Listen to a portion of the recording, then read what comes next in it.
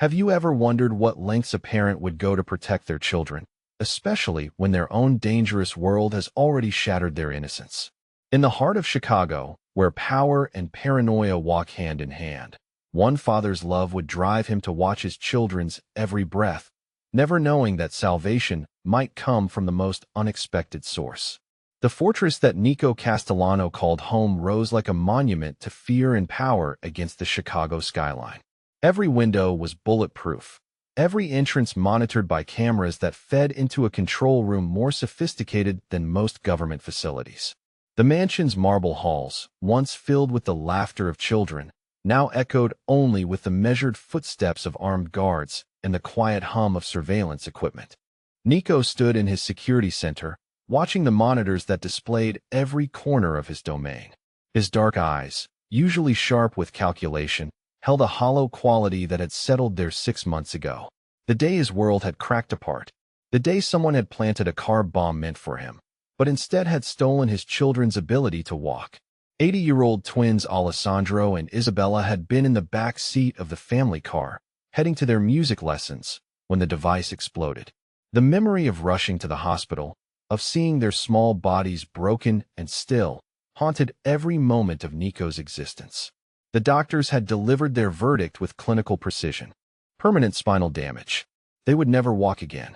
But what tortured Nico more than their physical injuries was watching his vibrant, joyful children transform into angry, bitter shells of themselves. Alessandro, once the family comedian, now threw violent tantrums that left caretakers in tears. Isabella, who had danced through the house like a fairy, refused to speak to anyone for days at a time. 5 nannies had quit in 4 months, each claiming the children were impossible to manage. The intercom crackled to life. Marcus, his head of security, spoke with practiced neutrality. "Boss, the new nanny is here for her interview." Nico glanced at the file on his desk. Rose Blackwell, 28 years old, pediatric nursing background with specialization in trauma recovery. Her resume was immaculate. Too immaculate. No gaps in employment, glowing references, specialized training in exactly what his children needed. In Nico's world, perfection was suspicious. "Send her up to my office." Minutes later, Rose Blackwell walked through his office doors, and Nico's first instinct was that she didn't belong in his world of shadows and violence. Medium height with auburn hair pulled back in a professional bun, she wore a simple navy dress that suggested competence rather than trying to impress. Her green eyes met his directly, neither intimidated nor challenging, but steady. Too steady for someone about to work for a man whose reputation preceded him like smoke before fire. "Mr. Castellano." Her voice carried a slight accent he couldn't place. "Thank you for seeing me. Sit." He gestured to the chair across from his desk, studying her as she moved with efficient grace. "Your qualifications are impressive, perhaps too impressive for a family nanny position." Rose settled into the chair, her hands folded calmly in her lap. "I believe every child deserves the best possible care, especially those who have suffered trauma. Your children have been through something no child should endure." The way she said it, with genuine sympathy rather than practiced sympathy, caught him off guard. 5 other highly qualified professionals have failed with Alessandro and Isabella. What makes you think you can succeed where they couldn't? Children who have experienced trauma often act out because they feel powerless. If I can help them regain some control over their bodies and their environment, their emotional healing can follow. She paused, then added quietly, "They're not broken, Mr. Castellano. They're fighting." Something in her tone made him want to believe her, which immediately raised his defenses. In his experience, people who seemed too good to be true usually were. The position requires living on the premises. This house is under constant security surveillance for obvious reasons. Privacy is limited. "I understand the reality of your situation," she replied without hesitation. "Your children's safety is paramount." He studied her face for any crack in her composure, any sign of the nervousness that should accompany sitting across from one of Chicago's most dangerous men. She remained calm, professional, genuinely focused on his children rather than intimidated by him. It bothered him that he found it attractive. "You'll start tomorrow. Trial period is 1 month." He slid a contract across the desk. "Marcus will show you to your quarters and explain security protocols." Rose signed the contract with steady hands, then looked up at him. "I'd like to meet Alessandro and Isabella now, if possible.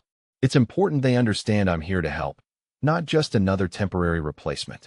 The request surprised him. Most people, even medical professionals, seemed uncomfortable around the children now. Their anger was fierce and unpredictable. "They're in the sunroom.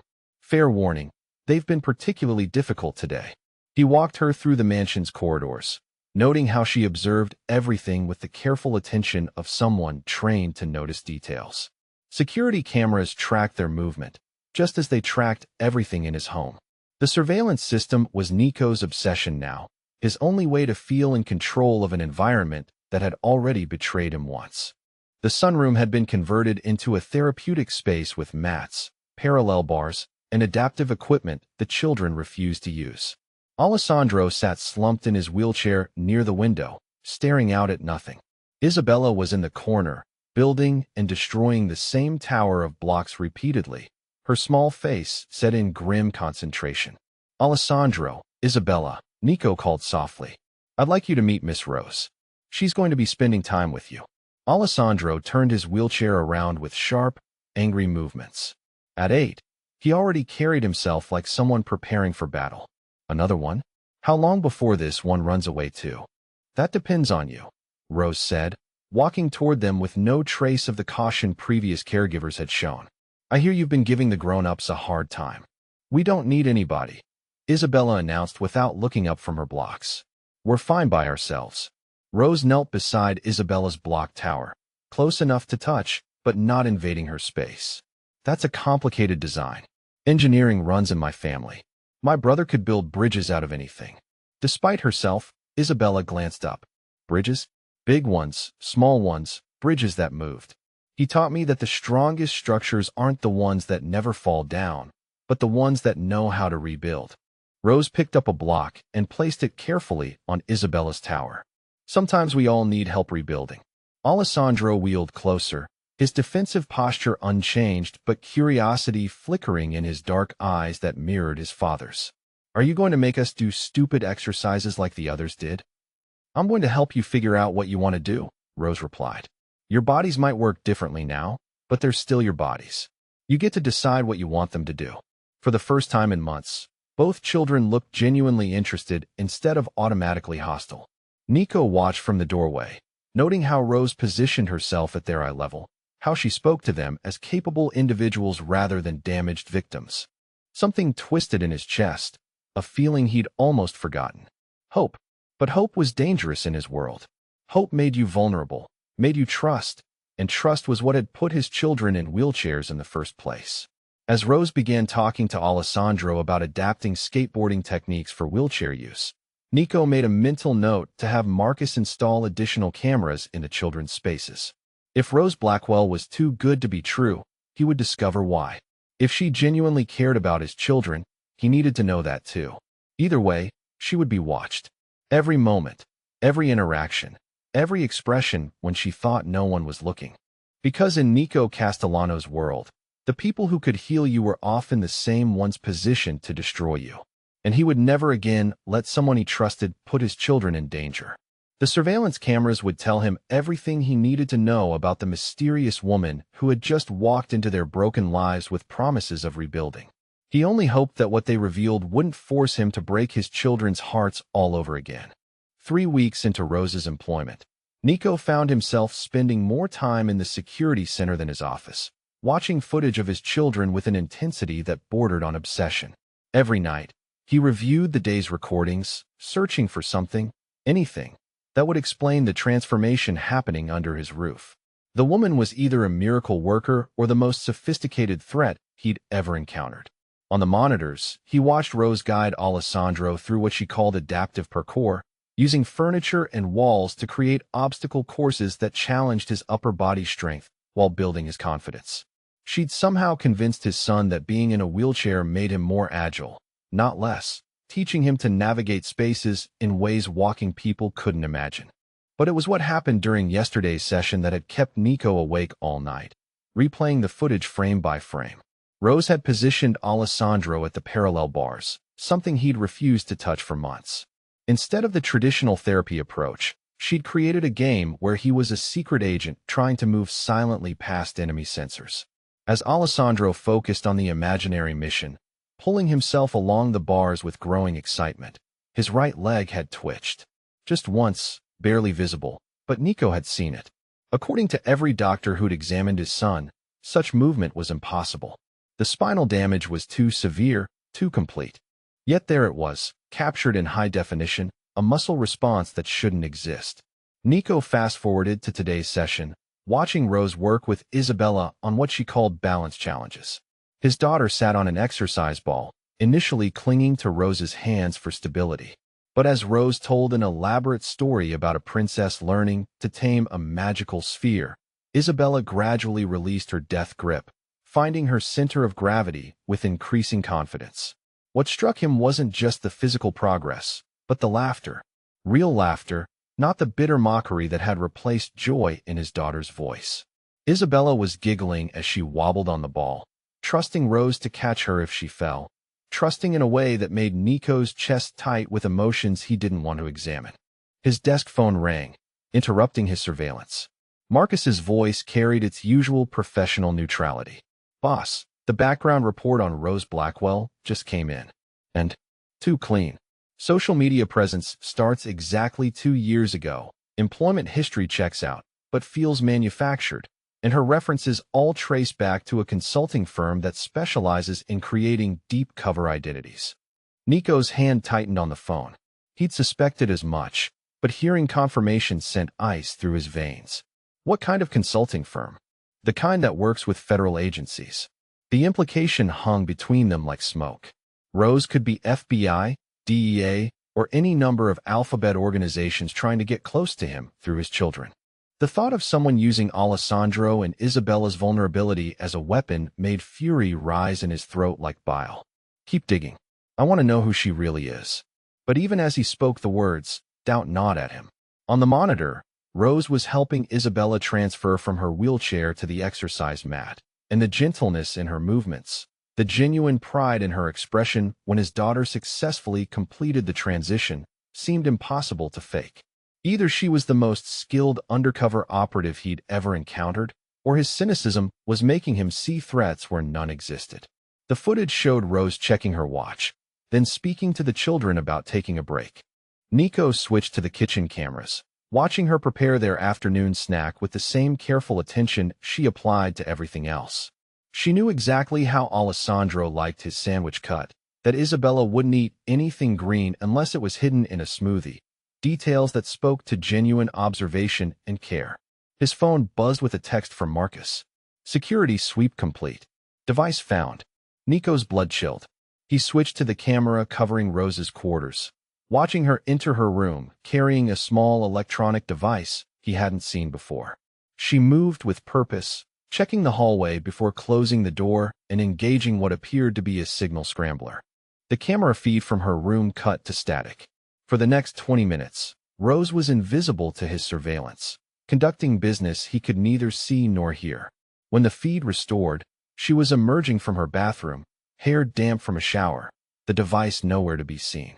She moved through her room naturally, showing no awareness of the cameras, but Nico noticed she'd positioned herself, so key areas remained just outside their range. Either she was an extraordinarily lucky amateur, or she knew exactly where every camera was located. That evening, Nico found himself drawn to the family dining room, something he'd avoided since the children's accident. Dinner together had been a tradition before the bombing, but afterward, eating had become merely functional, another reminder of how their lives had shattered. Tonight, Rose had somehow convinced Alessandro and Isabella to join her at the table, and the scene that greeted him stopped him in the doorway. His children were actually talking, about their day. Alessandro was describing his obstacle course triumph with animated gestures, while Isabella demonstrated her balance technique using a dinner roll. Rose listened with complete attention, asking questions that showed she understood not just what they were telling her, but what they weren't saying. When Alessandro mentioned feeling scared during a particularly challenging exercise, she didn't dismiss his fear or rush to reassure him. Instead, she acknowledged it, normalized it, then asked him how he'd pushed through it. "Sometimes being scared means you're about to do something important," she said, cutting Isabella's food into manageable pieces with practiced efficiency. Brave isn't the same as not scared. Isabella nodded solemnly, like when the loud noises happened, and we were scared, but we had to be brave. Rose's hand stilled for just a moment. The knife paused above Isabella's plate before she resumed cutting with deliberate calm. Yes, sweetheart. Exactly like that. The reference to the bombing sent tension through the room like an electric current. Alessandro's expression darkened, his shoulders hunching defensively, while Isabella's lower lip began to tremble. Previous caregivers had either avoided mentioning the attack entirely or handled it with such obvious discomfort that the children learned to bury their trauma deeper. But Rose didn't panic or change the subject. She set down the knife and looked at both children with steady compassion. That was a very scary thing that happened to you. It's okay to still feel scared about it sometimes. The doctors said we can't walk because of the loud noises, Alessandro said, his voice small in a way that made Nico's heart fracture. They said we'll never run again. Doctors know a lot about bodies, Rose replied carefully.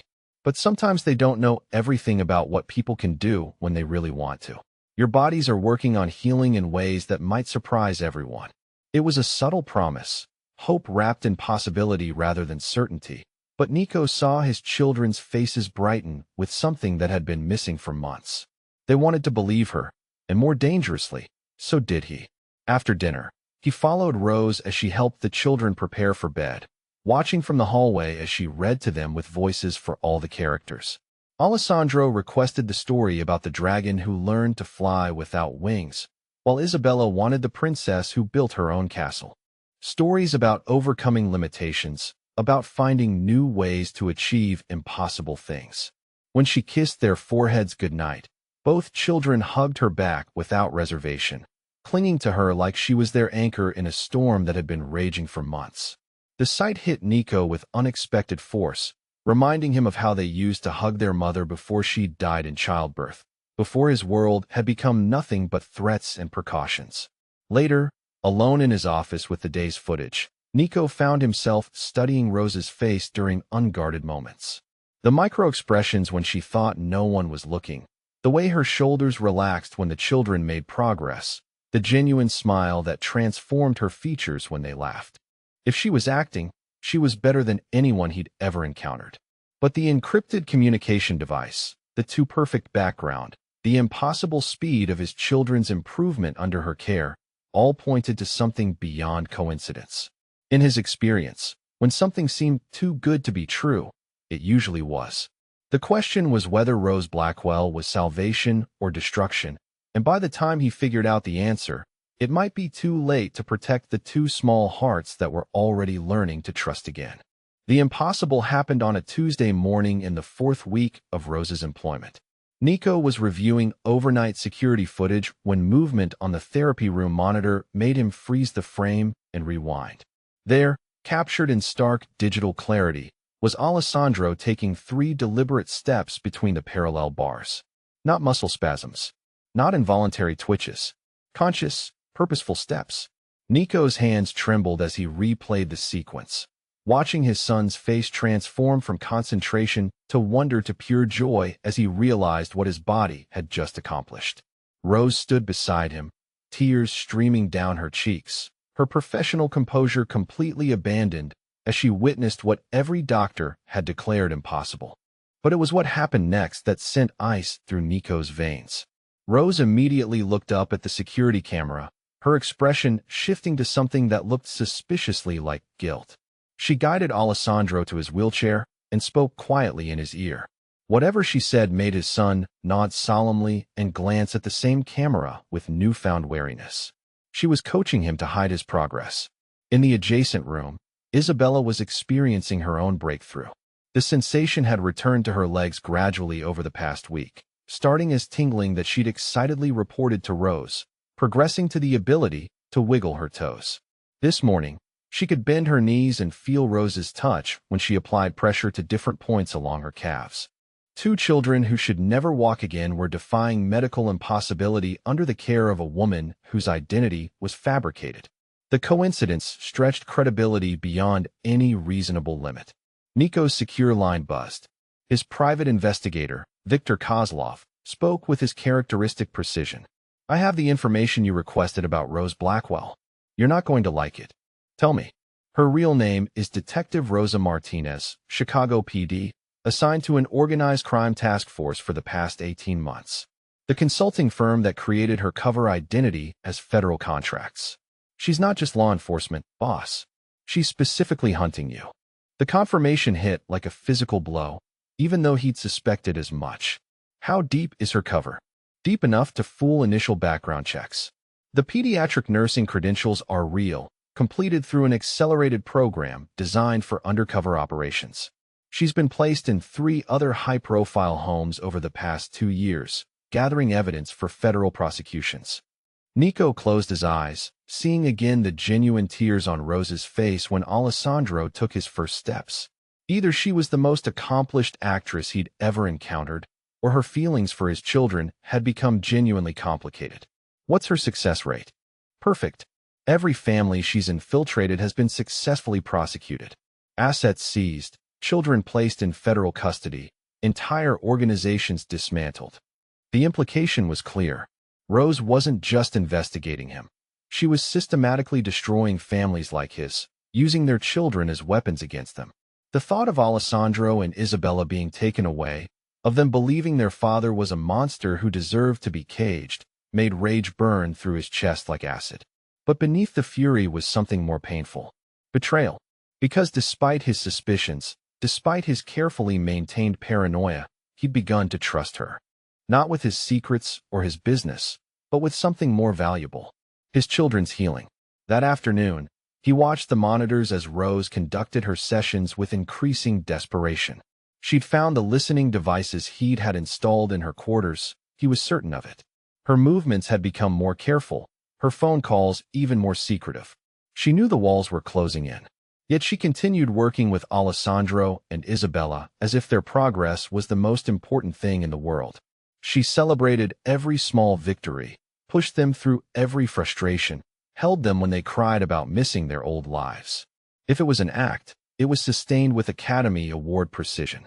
During dinner, Nico joined them at the table, something he'd started doing more frequently despite his better judgment. The domestic scene felt both natural and dangerous, like standing in a minefield disguised as a garden. Rose had prepared Alessandro's favorite pasta with hidden vegetables, while Isabella proudly demonstrated her improved fine motor control by feeding herself without assistance. The conversation flowed around topics that should have been safe, childhood memories and dreams for the future, but Nico found himself analyzing every word for double meanings. "Miss Rose," Isabella said between bites, "when I can walk again, will you teach me to dance like my mama did?" Rose's fork paused halfway to her mouth, and for a moment her careful mask slipped, revealing something that looked like genuine anguish. "If I'm still here when you're ready, sweetheart, I'd love to teach you to dance." The conditional nature of her answer wasn't lost on Alessandro, who had developed an 80-year-old's keen sensitivity to adult evasions. "Why wouldn't you be here? Are you leaving like the others?" "Sometimes grown-ups have to make difficult choices about where they belong," Rose replied carefully.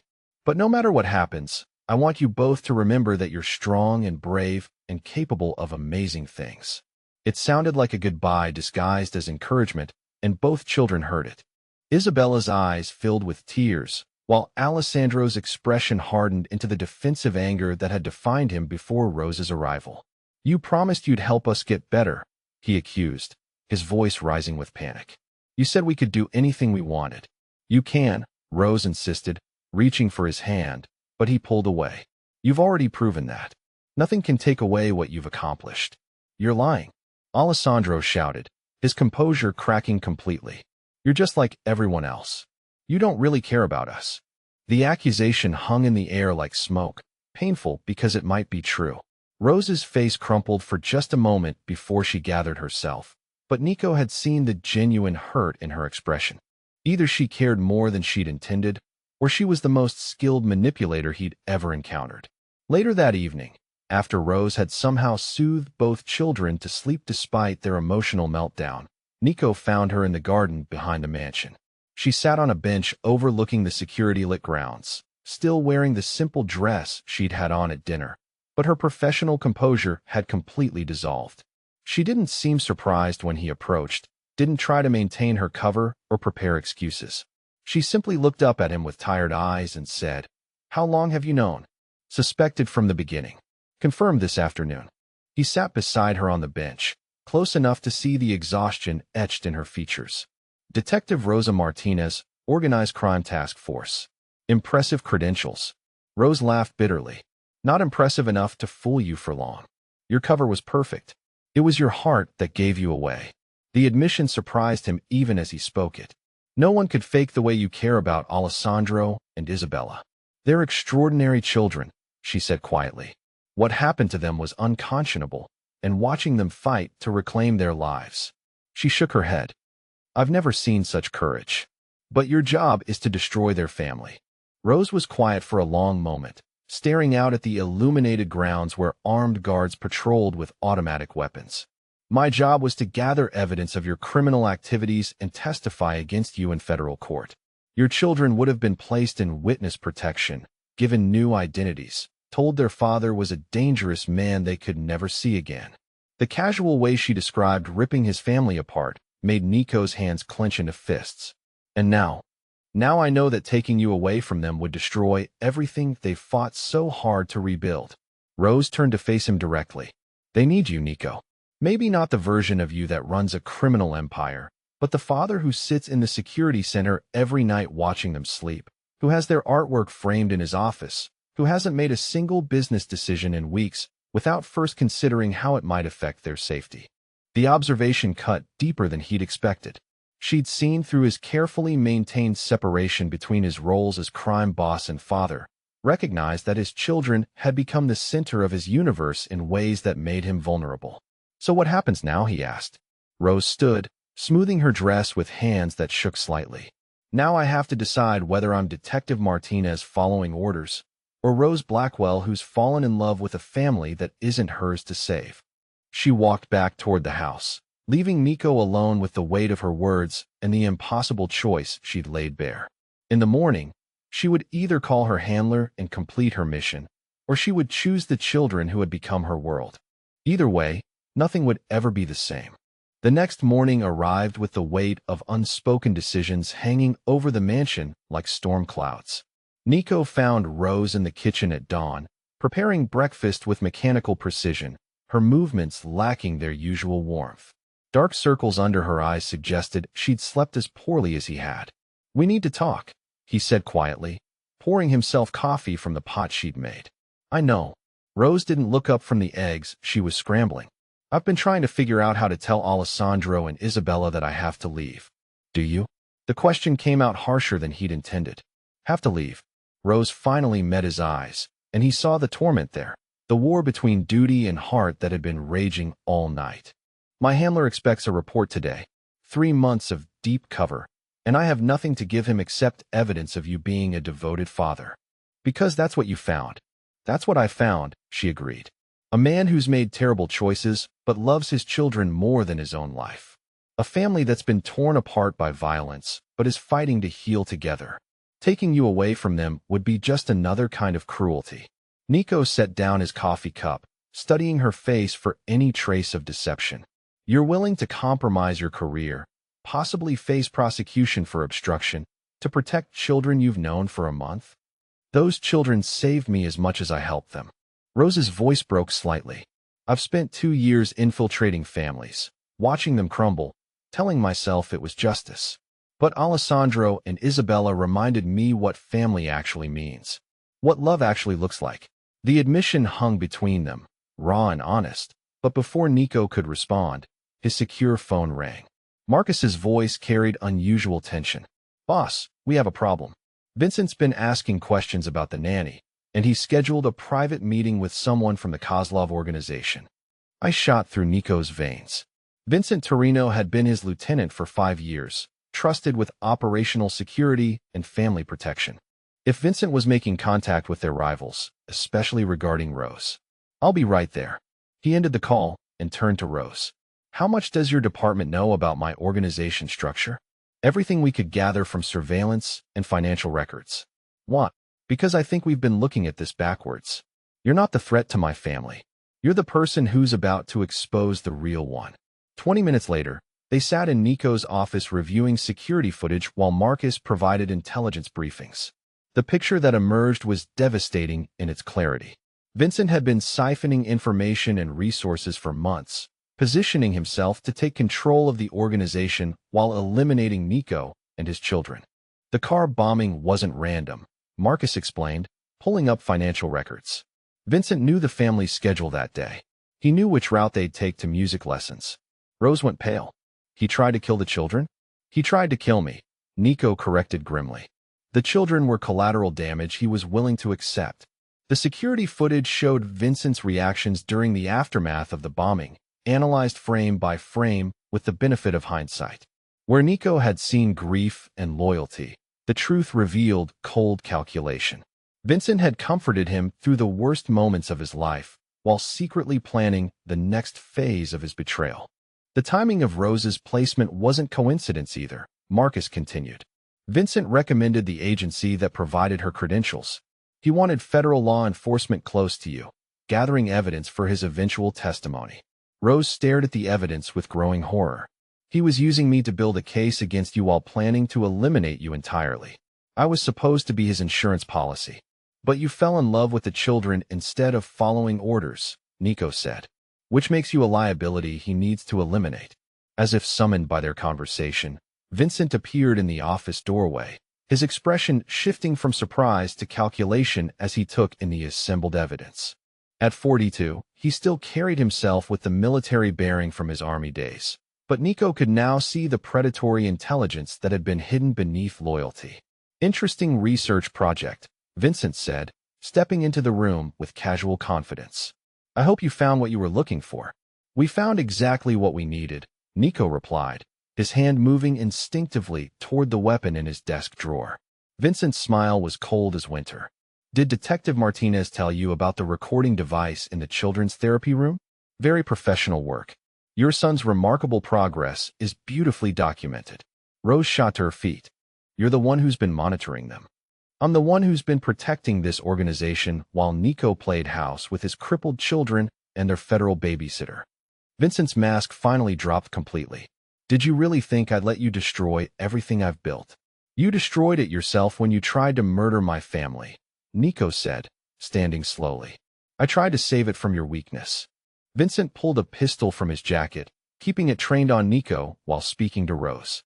You have until tonight to disappear, detective. Quietly. No reports, no testimony, no contact with your handler. Just gone. And if I refuse?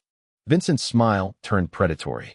Then tomorrow morning, Alessandro and Isabella will learn that their beloved nanny is the federal agent who came to send their father to prison. How do you think that knowledge will affect their recovery? The threat hit Rose like a physical blow. Nico watched her face crumple as she realized Vincent was prepared to weaponize the children's trust against her, to destroy their healing by revealing her deception. You bastard, she whispered. I'm practical, Vincent corrected. This organization needs leadership that isn't compromised by sentiment. Your choice is simple. Disappear and let me clean up this mess, or stay and watch those children's hearts break when they learn the truth about you. From the hallway came the sound of running footsteps and excited voices. Alessandro and Isabella burst through the office doors, still in their pajamas, faces bright with morning energy that died instantly when they saw the gun in Vincent's hand. Daddy. Isabella's voice was small and frightened, bringing back every nightmare from the day of the bombing. Vincent's expression softened into false sympathy as he looked at the children. Alessandro, Isabella, you need to know something important about Miss Rose. She's not really a nanny. She's a police officer who came here to spy on your daddy. The words hit the children like physical blows. Alessandro's face went white with shock and betrayal, while Isabella began crying silent tears that broke Nico's heart all over again. They'd trusted Rose completely, built their recovery on the foundation of her care, and now that trust was being shattered by the truth. But it was Rose who spoke first, kneeling to the children's eye level despite the gun pointed at her back. That's true. I am a police officer, and I did come here to investigate your father. But I stayed because I love you both. Everything we've accomplished together, every step you've taken, every laugh we've shared, that's all real. You lied to us. Alessandro said, his voice hollow with hurt. I did, Rose admitted. And I'm sorry. I thought I was doing the right thing, but I was wrong. You deserved the truth from the beginning. Vincent gestured with his weapon. Touching family moment, but time's up. Make your choice, detective. Rose stood slowly, her eyes never leaving the children's faces. My choice is to protect Alessandro and Isabella, no matter what it costs me. That's what love means. She turned to Vincent with steady resolve. You want me gone? You'll have to kill me. Because I'm not abandoning these children. The declaration hung in the air like a gauntlet thrown down, and Nico realized that Rose had just chosen his family over everything else in her life. Career, safety, freedom, all sacrificed to shield two children from a truth that would destroy them. It was the moment he stopped seeing her as Detective Martinez and started seeing her as the woman who'd brought his children back to life. The standoff shattered when Vincent's radio crackled to life, voices reporting positions around the mansion's perimeter. He'd brought backup, and they were already inside the compound. Nico's blood turned to ice as he realized this wasn't just a confrontation. It was a coordinated takeover. Vincent's smile turned triumphant as he heard his men confirm their positions. You see, Nico, I've been planning this for months. Your security team has been gradually replaced with my people. Marcus is dead, by the way. Unfortunate accident in the parking garage this morning. The news hit Nico like a physical blow. Marcus had been with him for 8 years, had helped raise Alessandro and Isabella after their mother died. He'd been family, and now he was gone because Nico had been too focused on Rose to see the threat from within. But it was Alessandro who moved first, his newfound mobility allowing him to wheel his chair directly between Vincent's gun and his father. At 8 years old, he was trying to shield the most important person in his world, just as Rose had taught him that courage meant being scared, but doing what was right anyway. Don't hurt my daddy, Alessandro said, his voice shaking but determined. Vincent's expression softened with false sympathy. I'm not going to hurt anyone if your daddy cooperates. But he needs to come with me now, and Miss Rose needs to disappear forever. Isabella moved to stand behind her brother's wheelchair, her legs trembling with the effort, but her small frame resolute. The children who had been broken and helpless were now prepared to fight for their family, and the sight of their courage gave Nico clarity about what mattered most. Rose acted while Vincent's attention was on the children, years of police training taking over as she assessed threats and calculated odds. In one fluid movement, she grabbed the heavy crystal paperweight from Nico's desk and hurled it at the office lights, plunging the room into darkness just as explosions echoed from other parts of the mansion.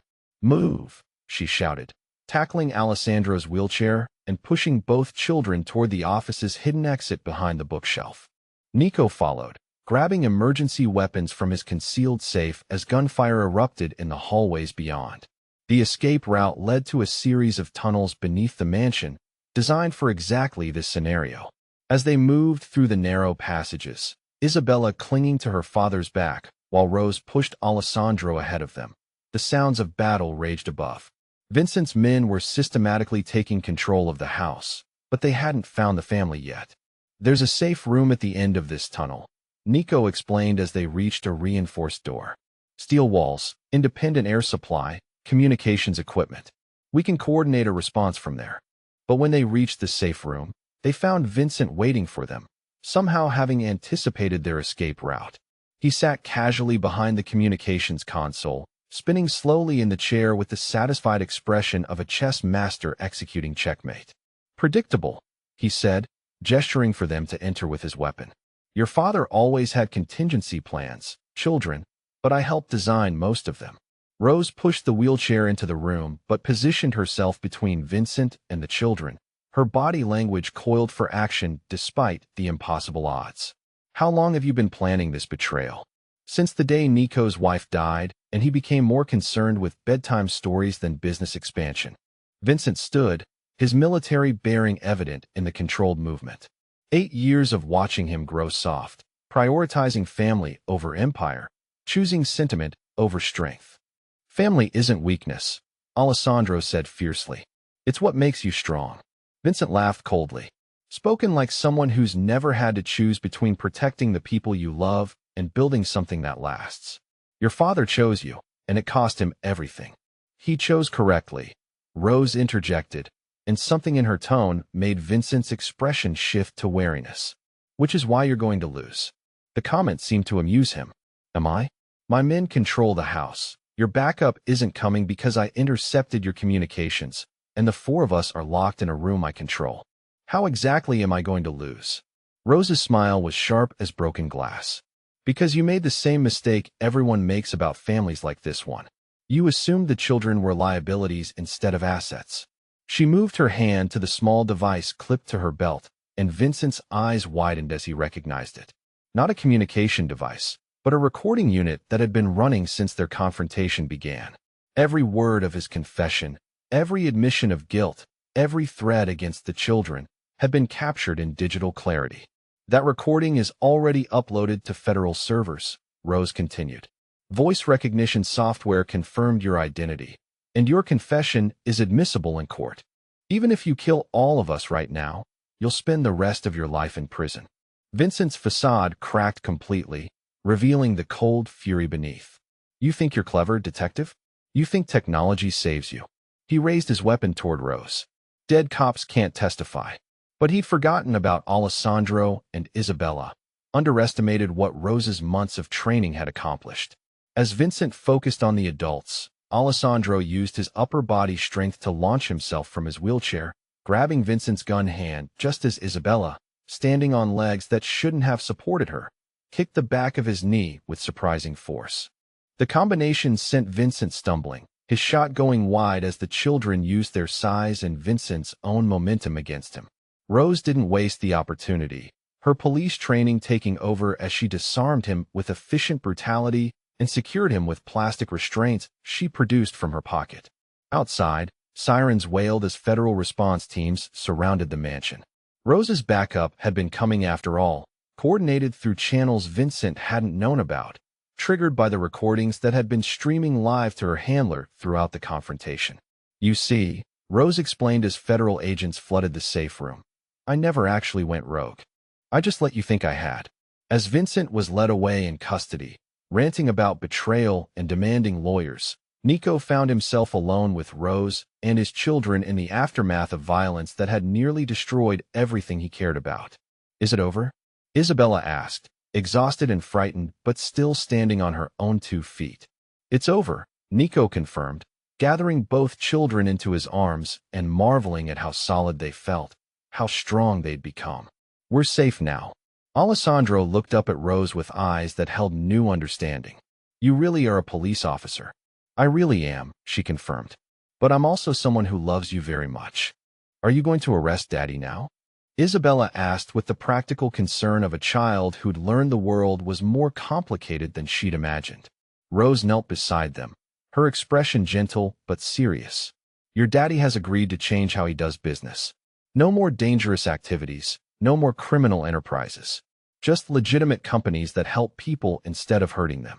It was the deal they'd worked out during the crisis, transmitted through secure channels while Vincent believed he was winning.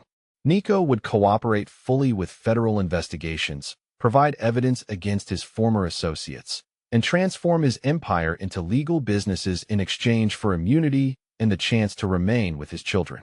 Does that mean you get to stay with us? Alessandro asked Rose hopefully. Rose glanced at Nico, uncertainty flickering in her expression for the first time since the crisis began. That depends on whether your daddy thinks our family has room for a former police detective who's very good at teaching children to be brave. Nico's answer came without hesitation. Our family has room for anyone who loves these children as much as we do.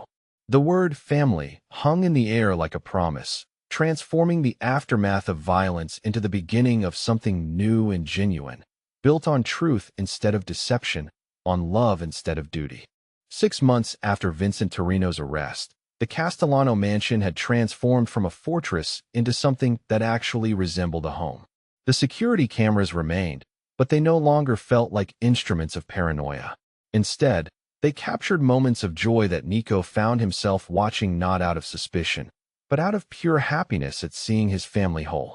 This particular Saturday morning, he stood in the kitchen doorway watching Rose teach Alessandro and Isabella to make pancakes from scratch, flour dusting every surface and laughter filling the space that had once echoed with silence and grief. The children moved with confidence and grace, their recovery so complete that strangers would never guess they'd spent months in wheelchairs. But it wasn't just their physical healing that amazed him. It was the way they'd embraced life again, approaching each day with the fearless enthusiasm that Vincent's betrayal had nearly destroyed forever. Alessandro had joined a wheelchair basketball league, not because he needed to, but because he wanted to mentor other children facing similar challenges. Isabella had resumed dance lessons and was already talking about performing in the spring recital. "Daddy, come help us," Isabella called, beckoning him into the controlled chaos of their breakfast preparation. "Mama Rose says you used to make pancakes for her when you were little." The casual way she said Mama Rose still made Nico's chest tighten with emotion. The adoption paperwork had been finalized 3 weeks ago, making Rose legally what she'd already become in their hearts. Detective Rosa Martinez had officially ceased to exist, replaced by Rose Castellano, former federal agent turned full-time mother and wife-tobe. Did she now? Nico entered the kitchen and wrapped his arms around Rose from behind, noting how perfectly she fit against him. How right this domestic scene felt after years of believing his dangerous world precluded such simple happiness. "I may have mentioned that you're surprisingly domestic for a former crime boss," Rose said, leaning back against his chest while she supervised Alessandro's careful pancake flipping technique. The transformation of his business empire had been as dramatic as his family's healing. Castellano Holdings now operated legitimate security firms, construction companies, and charitable foundations. The federal cooperation agreement had allowed him to redirect his organizational skills toward legal enterprises, and somewhat to his surprise, he found the work more satisfying than anything he'd done in his previous life. "The pancakes are ready," Alessandro announced proudly, presenting a slightly lopsided but perfectly golden stack that he'd created entirely on his own. They gathered around the kitchen island for breakfast, a ritual that had become sacred in their reconstructed family. No phones, no business discussions, just conversation about school projects and weekend plans and the small details that made up the fabric of normal life. "So," Rose said, cutting Isabella's pancakes with practiced efficiency, "I have some news to share with everyone." Nico looked up from his coffee, noting something different in her expression, a glow that made his heart skip unexpectedly. "Good news. The best kind." Rose reached into her pocket and pulled out a small white envelope, setting it on the counter where all three of them could see it. "I went to the doctor yesterday." Alessandro and Isabella exchanged glances, suddenly focused with the intensity that children brought to moments they sensed were important. Nico felt his breath catch as possibility dawned on him. "Are you sick, Mama Rose?" Isabella asked with the concern of a child who'd learned that bad things could happen to people she loved. "Not sick, sweetheart. The opposite of sick." Rose's smile was radiant as she opened the envelope and showed them the ultrasound image inside. "You're going to have a baby brother or sister." The kitchen erupted in excitement as both children processed the news. Alessandro whooped with joy while Isabella clapped her hands together, both of them talking at once about cribs and names and whether the baby would look more like Mama Rose or Daddy. But Nico was frozen in place, staring at the grainy black and white image that represented everything he'd never dared to hope for. After Maria's death and childbirth, after years of believing his family was complete and then nearly losing even that, the idea of new life felt like a miracle too good to trust. "Are you happy?" Rose asked quietly, her voice carrying the uncertainty of someone who'd learned that love didn't always guarantee the responses you hoped for. Instead of answering with words, Nico stood and pulled her into his arms, holding her close enough to feel her heartbeat against his chest. "Happy doesn't begin to cover it," he murmured against her hair. "Terrified, grateful, overwhelmed, completely in love with you. Yes to all of that. Does this mean we get to plan a wedding and prepare for a baby?" Alessandro asked with the practical enthusiasm of an 80-year-old who liked having projects to work on. "Actually," Nico said, finally releasing Rose but keeping one arm around her waist, "I was hoping we could talk about that." He reached into his own pocket, producing a small velvet box that made both children gasp with excitement. "I know we've done everything backwards. Fell in love, became a family, survived betrayal and federal investigations, and now we're having a baby together. But I'd like to make it official." He dropped to one knee in their flour-dusted kitchen, surrounded by the controlled chaos of family breakfast, and opened the box to reveal a ring that caught the morning light like captured starfire. "Rosa Martinez, Rose Blackwell, Rose Castellano, whoever you are and whoever you want to be, will you marry me?" Rose's eyes filled with tears as she looked down at him, then at the children who were practically vibrating with excitement, then back at the ring that represented a future none of them had imagined 6 months ago. "Yes," she said simply. "To all of it. The name, the marriage, the baby, this beautiful, complicated family we've built together. Yes to everything." Alessandro and Isabella cheered as if their favorite team had won the championship, hugging each other and dancing around the kitchen island while their parents kissed and laughed and tried not to drop the engagement ring in the pancake syrup. Later that evening, after a day filled with phone calls to share their news and impromptu celebrations, they gathered in the renovated sunroom for dinner with their extended chosen family. Marcus's replacement, a former police detective named Sophia Chun who'd helped coordinate Rose's federal cooperation, had become not just head of security but a trusted friend. Dr. Patricia Williams, the therapist who'd helped the children process their trauma, joined them regularly for Sunday dinners. Even Victor Kozlov, the private investigator who'd uncovered Vincent's betrayal, had become an unlikely family friend. The conversation flowed around the table as Alessandro demonstrated his latest wheelchair tricks for Sophia, while Isabella showed Dr. Williams her improved dance moves. Rose sat with one hand resting protectively over her still flat stomach, the other intertwined with Nico's as they watched their children bloom in an environment of safety and love. "You know what I was thinking about today?" Rose said during a quiet moment when the children were distracted by Victor's stories about his latest cases. "What's that?" "How none of this would have happened if we'd been different people. If you'd been a completely legitimate businessman, if I'd been an actual nanny, if the children hadn't needed the specific kind of healing that brought us all together."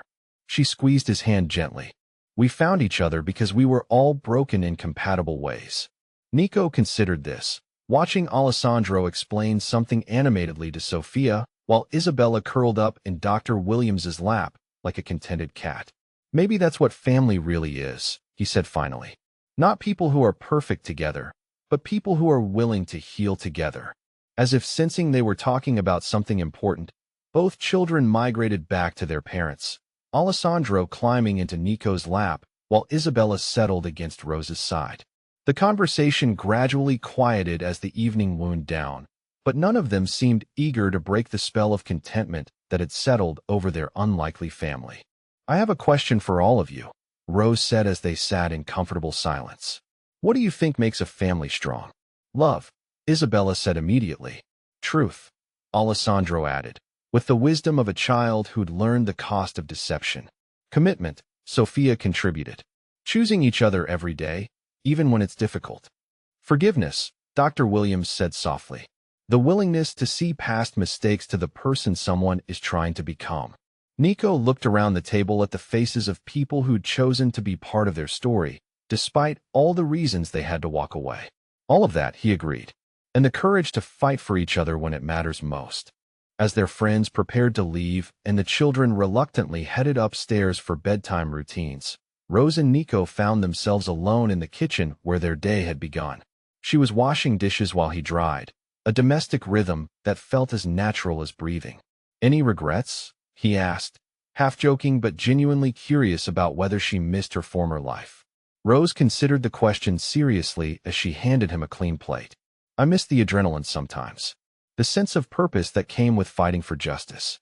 But then I watch Alessandro help another child in physical therapy, or hear Isabella laugh the way she used to before the bombing, or feel this baby moving inside me, and I realize I'm still fighting for justice. It just looks different now."